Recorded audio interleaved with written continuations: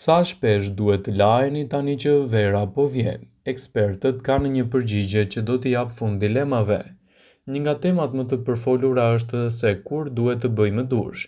Shumica e meshkujve lahen çdo ditë dhe po, nuk jeni si të tjerët, por padyshim je këtu. Lahesh sepse mendon se është e nevojshme sepse flokët lubrifikohen pothuajse menjëherë.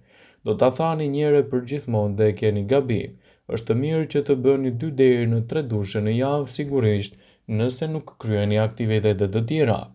Për shkak se shampot po bëjnë gjithashtu dëmtime të flokut, përzgjidhni ato të cilat ju përshtaten më shumë, sidomos edhe sipas gjendjes suaj.